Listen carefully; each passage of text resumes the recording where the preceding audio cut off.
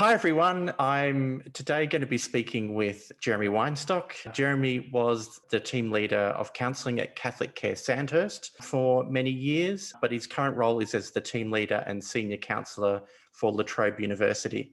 But really, I wanted to speak with Jeremy about his previous role at Catholic Care Sandhurst. This week, we've been looking at the nexus between the law and human service, and we've been speaking a little bit about alternative dispute resolution. And one of the programs at Catholic Care was family dispute resolution. And so I thought it would be interesting to hear from a practitioner who's kind of worked in that field and see what that process was like. So Jeremy, thank you very much for sharing with us today. Thanks for inviting me along. No worries. And full disclosure, so Jeremy and I were undergraduates together in social work too, so it's nice catching up with Jeremy as well. So Jeremy, I suppose to start off with, I was just wondering if you'd give us a bit of an overview of how family dispute resolution worked at Catholic Care. Sure. Yep. So the idea behind family dispute resolution is it's an alternative way of coming to parenting arrangements for separated parents. So rather than going to court and involving magistrates and lawyers, the two separated parents come together and with the help of a mediator or facilitator, they draw up a parenting plan for their child or children. So that would begin with individual meetings with each of the parents to assess their suitability, screen for any risk issues, and to really suss out what it is that they have in mind for this parenting plan. And then they're brought together for the mediation and sort of encouraged to work together to find a point of agreement or compromise around the parenting arrangements. And this is written up as a plan that they both walk away with having agreed to. Okay. And so in order to sort of trigger that process, is it something that that's a court mediated process that's got some sort of specific sort of shape to it and the referrals come from the court to Catholic Care? Yeah, it's an interesting one because the beginnings, the idea behind this was to take pressure off the family court and to divert people away from it. So in most cases, at least in Victoria, you can't go to the family court and have a separation matter heard unless you can show that you've made an attempt at an alternative form of family dispute resolution. Mm. So a lot of people they may separate and they may go and see their solicitor and say, look, I want to take my former partner to court. And they'll say, well, first you need to do this. So quite often it is that first step. They may have initiated some sort of legal process and they're diverted straight away. Some people don't wait for that point. They might initiate it themselves. And some people will actually move in and out of both systems. So they may have had an experience in the family court. They've got a court order, but they want to change something small, or they've progressed over the years and they come back and say, we just want to sort something out. So even though it's closely connected with the court, sometimes people will come on their own without a referral from a legal practitioner. Okay. And so I imagine that I imagine that in some instances, couples would be very reluctant to be going through this process. They would want to skip and go straight to the court. But as you say, that there's sort of like an expectation that they participate in this. Are there rules and expectations around how long you persist in that process? Or can it essentially break down and go back to the courts quite quickly? Is there a process for that you know of?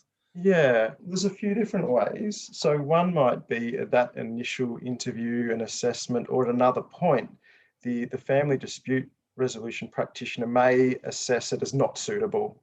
And that's a very broad umbrella term, and that's what's presented publicly. And they're issued with a certificate that they can then take to the court and say, look, we've tried, but we're not suitable. And there's a lot of reasons why that can happen. One could be that there's risk factors, there's family violence, there's coercion, maybe serious mental health issues. It may be that one or both of them are more or less intractable and there's no sign of any compromise. And the practitioner can say, well, we've tried this process and it's not going to work or it's not safe. It's quite good the way that it's done because it doesn't disclose any information that can be used against either party. So that can happen. An individual choose to opt out at a point.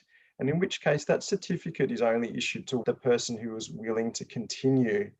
And so that can be useful because they can sort of use that to show that they've made an attempt, that they've been active in the process.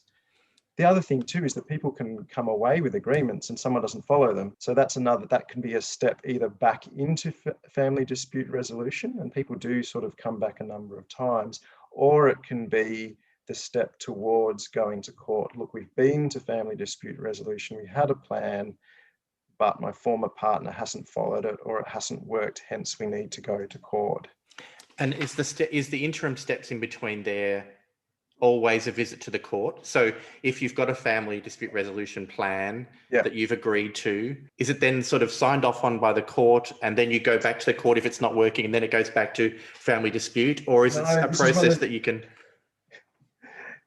No, it's interesting because as it stands, the parenting plan you develop, although you've been sent there by the court, it's not a legal document. You're not in breach of it if you don't follow it.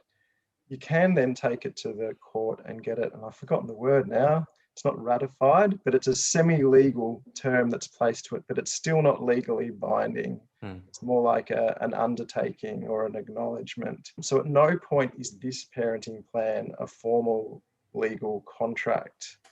So it's not a case of it going back and forwards to the court. It's more that this process has been played out. It hasn't been successful. One or both of the parties has got evidence that it hasn't been successful, which then can take them into the family court if that's the direction that they choose to go. Okay. If I imagine that, there's the family dispute resolution process, if you like, and you can come to some sort of agreement, but as you say, the implementation of that is a whole separate matter. Yeah. But presumably the family dispute resolution process is finished. Are couples that come to Catholic Care then provided with additional support to help them through the implementation of the plan? Yeah. So one of the things that happens at that early assessment stage, that early intake stage, is that they're often assessed, not often, always assessed for what other needs they might have. So sometimes the mediator might assess that one or both of them need some more support or even education. So one of the major areas where parents often need support is around the impacts of conflict between parents on children. So I think many people would understand, after a separation, there's a lot of heartbreak, there's a lot of pain, there's a lot of personal suffering in that. Often parents can miss the impact of that conflict on children.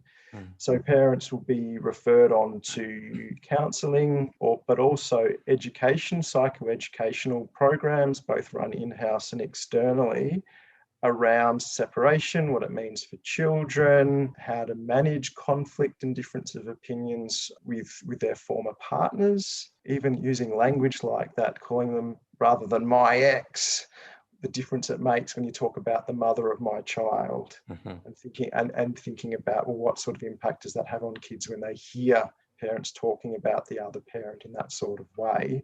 And that can often set the scene for a much less inflammatory and antagonistic mediation. So absolutely, yeah. Is there? I imagine that sometimes there might be resentment that a partner might feel as though they've been kind of railroaded into making concessions through a process like this. Yeah. Is that a common issue, and how do you kind of work with that? Well, I think it can be there, and I've certainly come across people feeling that they've walked out of a mediation and somehow lost out or given up or had to give up something. But I think, and you might be asking this question later, but I think one of the huge benefits of a program like this is it's inherently not adversarial. One of the reasons I think it works rather than sending people to court is because court's built around the idea of winners and losers. You hire a lawyer, the best lawyer you can get, who's going to get you the best deal. And that often means being quite negative and painting the other parent in a negative picture. It's a fight, it's a battle. Whereas when you're coming to an agreement in a family dispute resolution, you're on an equal playing field, and the idea is that you're finding compromise and coming to a solution together, nothing can actually be taken away from you in that process, not really. So I think that creates a very different atmosphere about it. Some of the practitioners will say, well, no one leaves happy because it's a horrible situation. There is no good way out of this. Yes. But it is a way of getting a better outcome than could have been possible and creating a better atmosphere in that family as well. And I think people do recognise that. Yeah. So we've been speaking, I guess, about partners being involved in family dispute resolution, but it's called family dispute resolution. Are children involved in the process at all? That is a tip-top question, actually. Yeah. There are a few different models that are used, and at Catholic Care, they've recently been building more of what's called a child-inclusive model. So some of the other models really just involve the parents, and which is a strange idea because an overarching principle that's meant to guide both family law and family dispute resolution is that idea of the best interests of a child. All parents think they're speaking for the best interests of a child, even separated parents who really don't like or respect each other as parents. So that gets really murky. So there are models, and Catholic Care is using one of them, that actually brings in the child, and it's often done with a sort of a co-facilitated model where you'll actually have a family dispute resolution practitioner, so a mediator and a counsellor as well, or a mediator who's done additional training in child-centred practice, which is an opportunity for the child to say, what they're feeling about things, what they would like. And, if they feel like it, talk a little bit about their experience of the separation and the conflict as well. I can imagine that could be an incredibly positive experience, but I could also imagine for the children, it would be a very difficult position to find themselves in. Yeah. It really is. And you can understand that for a lot of children, regardless of what's happened, ultimately they've got loyalty to two people who are in conflict, and that's very difficult, and no child wants to have to pick a side or say something that they feel is going to be harmful or disloyal to their other parent. So it takes some very careful approach to it to create a sense of safety and a picture of the benefit of hearing what they have to say. So I guess that kind of leads into, and you've already touched a little bit briefly on this, but I'd be interested in your reflections on what you think overall are the kind of main benefits of this process, as opposed to a more traditional idea of a court mediated process. There are quite a few. I mean, I think at a philosophical level, the fact that it's not adversarial just recasts what family separation can be like, that it doesn't have to be a battle. I think when things go well, it can also build a sense of trust between parents who may have lost some trust, where they realise they've got some common ground, or seeing that the person they thought that was completely out to bury them is willing to compromise. It can be an opportunity for separated parents to see each other in a different light. And I think it can build some capacity too, in the sense that if you separate and you've got a small child, you've got many, many years of having to co-parent together, and it can feel hopeless. So I think to successfully go through a mediation like that can at least build some hope around having a constructive co-parenting relationship. So that's valuable. On a hugely practical sense, it's less expensive. Family law is expensive. People spend tens, if not hundreds of thousands of dollars that could be better spent on their children or on their child's environment. And that adversarial court-based process can take a lot of time. So that's time where parents are stressed, they're anxious. It's reinforcing that idea of separation being a battle. And that's the atmosphere that kids are experiencing in both households. So you can imagine the flow-on effect. Imagine being a small child, or a big child for that matter, moving between two households where you've got a knowledge that mum and dad, or dad and dad, are at war with each other, and experiencing that. being caught up in that adversarial court-based process also, that can be shameful, it's stressful. Actually, when I'm talking about it, there's quite a lot of reasons why you'd want to avoid it. And the way I've always thought about it is court is the last port of call. You would only go there if you've really exploited all the other possibilities. Yes. I think one question that I haven't asked yet, and I should have, is the family dispute resolution process. Is it something that is a standardized program it's an 8-week program, it's a 6-week program, or is it more open-ended than that? It's a little more flexible than that. And this is where, not being as intimately involved with it, I might get this a little bit wrong. There's an arc of the process in the sense that you do an intake and assessment, and you do a screening, and then there's forks in the road to get education or other support, and then there's a mediation. But it's not restricted, say, to a set number of sessions. It could be very quick, as in the practitioner meets with each person once, and then they meet together as a group, and they write a plan. And that could be it. But it could be that actually it takes a few sessions with each person, and then they schedule a mediation and it doesn't go well, and they do a follow-up and they come back. But it's not open-ended. I think really, if it's kind of started to break down, or it hasn't worked within a few sessions, then it might be referral out to some other support. And working in family counselling, I often found that the family dispute resolution practitioners would refer members of a family to say, look, we've got a mediation coming up. I don't think he or she is emotionally able to do this yet. Can you support them to get them to a point where this could be a fruitful mediation? So there's some flexibility in that. Okay. I think that leads us nicely onto, I suppose, I would like to get some reflections from you just based on your practice experience. Yeah. So, and correct me if I'm wrong here, but I think you were at Catholic Care for around a decade, and for that time you were working mostly in family counselling. Am I right in thinking that? Yeah. So I guess I'm interested so you've worked with a lot of families, a lot of couples, a lot of children, and I guess I'm interested in what you think the main challenges are in that type of practice. And I guess I'm asking this in the context of the fact that many of the students in this course will be graduating soon, and that might be an area they're interested in. So I think your reflections on the challenges of that practice and the benefits of it would be really interesting. That's a tricky question, because I think some of them probably apply across a lot of social work practice. But I think a big one is that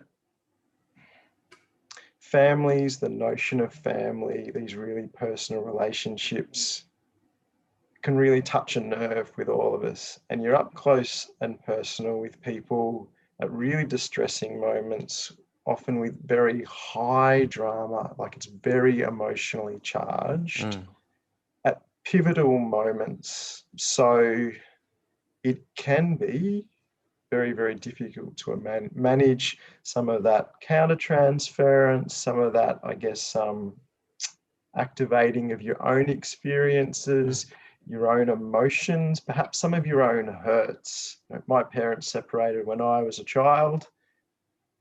That's a point of reference for me, like you're dealing with this all the time. How does that reflect my experience? And that the sort of needing to be aware of those sorts of things. I think another challenge too is being able to engage with, empathise with, and support several different people who are in conflict. And that's a challenge, I think. This isn't one-on-one work where you can just support that person and sort of blinker out and go, my job is to advocate and support my client, because your client is a complex system of, 2, 3, 4, 5 people. So keeping that balance of building rapport and connection with those different people, being attuned to each of those people, but also aware of each of those individuals in relationship. I think that's the fundamental thing, is that whether you're doing marriage counselling or counselling kids who have difficult family or people at separation, it's always in a context of relationship. It's a very dynamic sort of thing. So that's the other side of what's so satisfying and good about it, is because it's an amazing dynamic place to work. but it's also tricky and emotionally taxing. Yeah. I can imagine. I imagine that one of the things we speak about in this half of the course that's really dealing with law and human service practice is that, you know, you as a worker may be subpoenaed to attend court yourself, and that it's not necessarily going to be for the person who you are supporting. It may be, you may be subpoenaed by the if you like, the other side in that court process. So my question was going to be, have you ever been required to go to court, and if so, what did you make of that process? I'm a little bit surprised to be able to say that no, I haven't. Uh, I've supervised people who have, but there's a good reason for that, and I think it's an interesting one. Is that in Victoria, at least, it's written into the legislation that certain types of practitioner have privilege in the court, and a family counsellor is one of those people. So there have been times where zealous lawyers have tried to subpoena case notes, and our legal team has sort of bounced that back and said, well, hey, hang on a moment. According to the legislation, we don't have to share that information. And it's been a little bit of a debate at times around how to respond to those subpoenas. And internally had to talk about things like, well, yes, we do have that very clear legislation which says that we don't have to share information, but also bearing in mind that principle of, you know, a child's best interest as well. So there will be times where we have made a call and said, well, look, you know, we don't have to share this information, but we can see a clear benefit in something there being shared. So even when we have been subpoenaed in the past, it's usually been just access to notes. And you can also be quite judicious in being able to redact or blank out things that don't apply to the client, because we're under no compulsion to share information that doesn't belong to a particular client. Yeah. Okay. I was going to ask this as a separate question, but I think this leads nicely into it. Yeah. So, again, one of the things that we're looking at in the course is the importance of keeping good case notes, and and I suppose hammering home the realization that those notes can be subpoenaed and used in court. And so I guess my question is, throughout your career, has your approach to taking case notes or notes on meetings changed over the period of your practice based on that kind of knowledge, or stories you've heard from other people, or not? Yeah, it's funny. I think it's an ever evolving approach, and having spoken to other social workers as well, that it can often be dependent on the context they're working in as well. I think for me, it's probably refined a little bit. I think initially I probably wanted to capture everything. Now I think I keep it probably much more factual, literally he said, she said. But also I think as a principle, always to have in the back of my mind is, what are these notes for? And that can be tricky because there can be very competing demands on who these notes are for. Like, I want to keep notes so I can remember what happened for next time I see these clients, what's going to prompt me. But if I also have in the back of my mind what happens if they're subpoenaed, then that might change what I write in there. So keeping it very factual, paring back anything that's ambiguous, because I think that can lead down to all sorts of trouble. But also, if there are clear risk concerns, notating that in quotation marks if necessary, particularly when you think, you know, a child or someone else is at risk. You might have something that happens or is said that's not enough to trigger real concern, but you go, I'm going to notate this really accurately and clearly, because you might have a sense that I might need to build a case here to actually share information. Because as much as I said, you know, we don't share necessarily at any subpoena that comes through, there is still going to be that point where you might say, wait a minute, I need to make a child protection referral. I need to speak to a supervisor because I'm building a case that I think that there is some risk here as well. Okay. I guess as a final sort of question, Is there anything I haven't asked though, or anything else that you would like to say about this sort of field of practice that I haven't thought to ask you? I think one of the things that I really like about it is it's kind of fundamental. I think I touched on this before. Everyone has a family. Yeah. Everyone has an experience of family. It's probably pretty close, even if these families look very, very different. There's something about working in there it feels universal to me. And I also value it because I think it's foundational. It's where we come from. It shapes who we are. And for a lot of us, as we go through the life course, it's also where we head into as well. And I really love the fact in this kind of work, the way you meet people through that life course.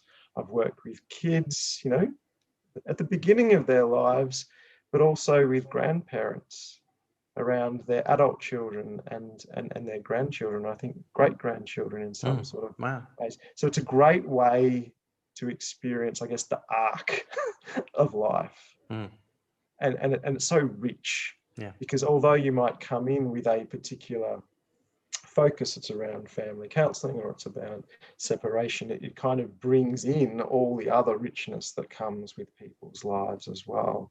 So, when you said it's 10 years working the same organisation, it sounds like a long time, but at the same time, I think I got a lot out of that. Yeah.